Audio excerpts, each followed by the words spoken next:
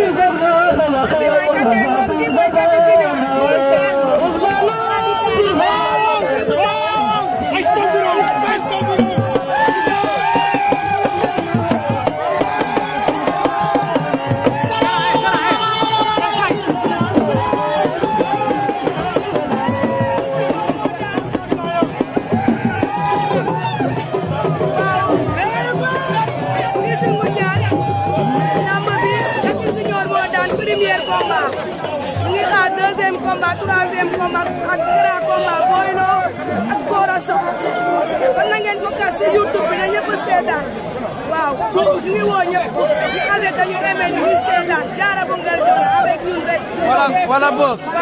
Ajama. Diarra Bounguel Dione sur les antivies de Ngoundiane. Mu ngi noonu de.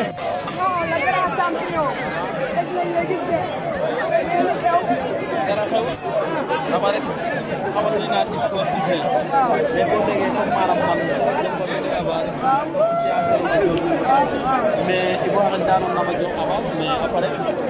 parce que diggante bi sama ñaari boy yi am ci combat quoi ma ne ko léegi man nañ ko pause saison prochaine terewul encore tamit man maa ngi sama wàcc mais ñoo combat bu tey noo ko gisee ay combat bi na waa ngi waay càngaay tey ñu waajee combat waaw comme dab rek mooy comme ni ñu ko daan waaje rek ndax parce que boo xoolee combat bi bari na trop ay wax yu sew mais ñun ci li ñu ànd ak ci li ñu indi ndey mbor yu mooy discipline ak confiance bu mat surtout bu soobee nag suñu borom lu may soobee yàlla mais supporter waa Ngoundiane nañu xam ne Ngoundiane ñun ñoo ko bokk. parce que fii drapeau bi du génn Ngoundiane nañu bàyyi saaga yi. loolu day labajal ñun ñëpp ñoo bokk ay mbokk lañu. nga ñaaxaat booy yi bu lamb bi jeexee feet ba leen que le meilleur gagne. ama ñun ay boo xoolee ba ci biir ñun presque ñun seetaan nañu benn yoon quoi ndax parce que booy yi ba léegi bu ci xaw a manqué respect rek ñun dañ laaj di lawat ci maanaam mooy ñu tegu si yoon mais seetaanuñ leen benn côté bi nga xamante ne maanaam ñu jàpp jaar yoon quoi ñun ñi boo xoolee ñaanal la jàmm sax nga laaj lamb bi tey noo ko gisee mbapat bi démb est-ce que mbapatu démb normal la wala normal parce que dégg naa li nga koy ameewul si lamb si la nga moo démb dañuy laaj voilà. waaw maa ngi siyaar bi wér di ñaanal TNT Ndom di la siyaar yow Mame Diarra di siyaar sa cameraman di bëggee ñëpp nag waaw di ñaanal TNT yàlla ko yàlla may ndam di ko naan yéene naa ko ko te yal na ndam li doon li ko jëkk quoi waaw démb mbapat bi ki la gis na lu mu def waaw man xëy na yàlla sama yaram tàng na ba def naa li ma xam ne kenn mënewu ma ko mais loolu noonu yëpp maa koy def di jégalu gars yi waaw li naa ni itam xëy na problème arbitre la wala problème organisation mais loolu yëpp garaawul ñu yàgg nañ jël ay lamb loolu garaawul di ko sant yàlla bi di ñaanal ñëpp jàmm di ñaanal waa jàmm di nuyu ñëpp di nuyu sama garaaw ba jëm di nuyu gars yi. mais est-ce que jotul yéen champion yi ngeen defaraat lamb parce que xale yi si yéen la ñuy xool parce que li am démb métti na amateur da ngeen di sóoraale tamit amateuru lamb yi ndax li am démb métti na amateur mi jënd bi yëpp ñëw toog kenn xamul lamb bi ngeen di xeex di xuloo amul saas lamb fekk fële yi la. waaw loolu dëgg la mais am na lamb bu muy toll yow doo moom sa bopp daan nii la jiital te itam mënoo leen jiital ba pare di leen soxla sax te itam ku xool lamb ji jëm itam war nga jaarul yoon quoi mais sant yàlla bu loolu loolu passé na ñu jëm ci leneen loolu yàlla suturaal ko ñu